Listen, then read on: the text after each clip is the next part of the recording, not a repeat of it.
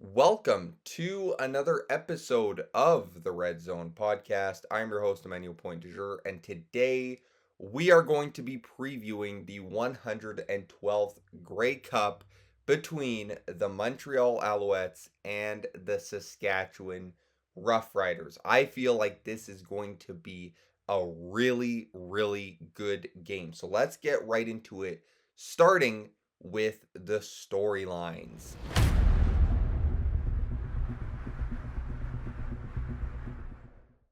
We first have to start with the quarterbacks, the vet versus the kid.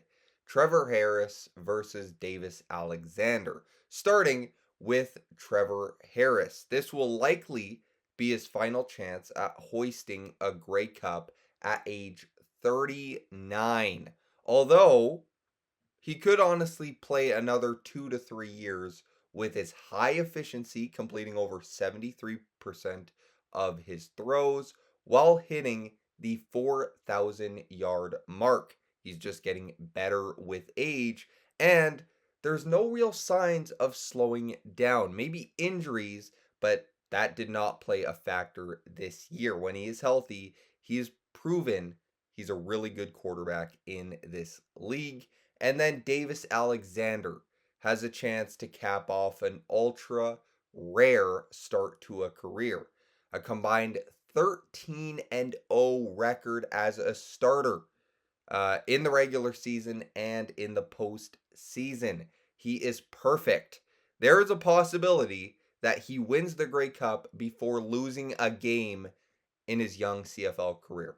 Absolutely ridiculous. Now let's get into the last time these two teams made a Grey Cup. And it's a dynasty starting to ignite, or is it a jubilation back in Rider Nation after 12 years? Montreal back in the Grey Cup for the second time in 3 years. The last one being in 2023, in which they won with Cody Fajardo at the helm in a thriller over Winnipeg. I think Tyson Philpott caught the game-winning touchdown with about 11 seconds left. Incredible stuff. For Saskatchewan, a long time coming. 2013 was the last time they appeared in a Grey Cup. That was with Darian Durant. They were victorious in that one, winning it at Mosaic Stadium, nonetheless, in front of all those screaming Rider fans. So they're not doing it in Saskatchewan this year, but they could be doing it in Winnipeg, which that's an interesting story. It's unfortunate that they don't get the Winnipeg locker room to really, cause chaos in Winnipeg. But, that's a different story for a different day. Now let's get into the keys to victory.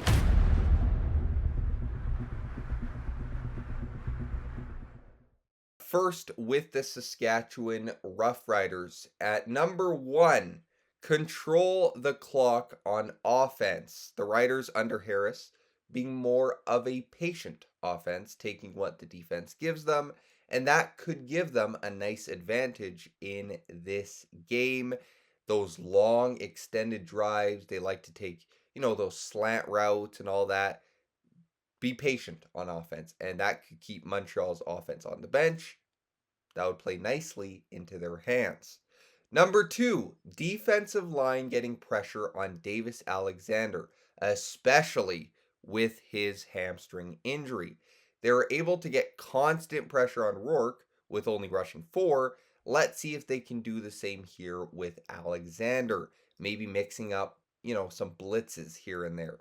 Montreal loves those bubble screens and the quick passing game, so it will be easier said than done. And then at number three, we have AJ Ouellette and the run game. A more under the radar matchup to watch with the running backs, both running backs. Can the Riders establish Ouellette early? If so, that Rider offense could be very dangerous because that opens stuff up for the deep ball. If Trevor Harris wants to go deep at some points in this game, or if they can connect on that deep ball, that's something to watch. Ouellette, he had 113 yards last game What can he do in this one?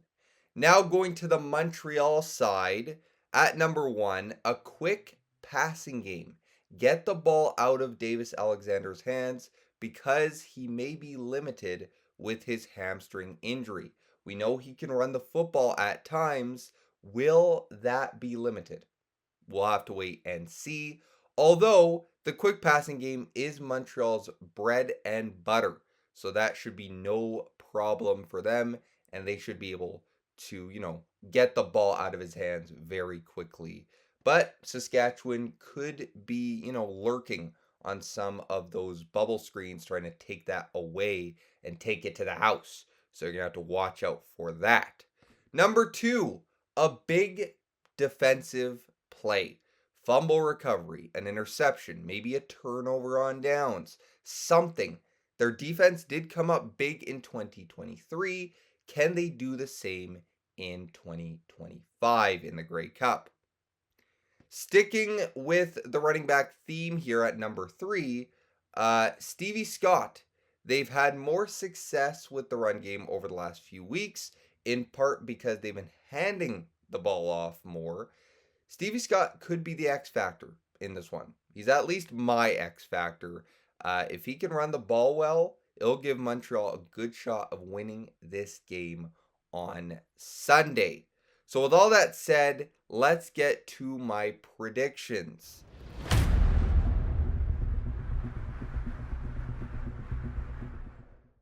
I think this game is a coin flip. These are two very equally matched teams. Davis Alexander's injury is definitely concerning, but he's been able to make plays when they really needed him to in these playoffs. But man, I just envision that Montreal defense will come up with that one big play late in this game to turn the tide in Montreal's favor. So with that said, give me the Alouettes to defeat the Riders by literally the slimmest of margins, 24-23. This to me is a turnover battle type game. I have a feeling it could be that one takeaway that wins it, and I think Montreal gets that takeaway. But that's just me. Let me know who you have winning the 112th Grey Cup, and we'll be right back here to recap it all next week. Peace.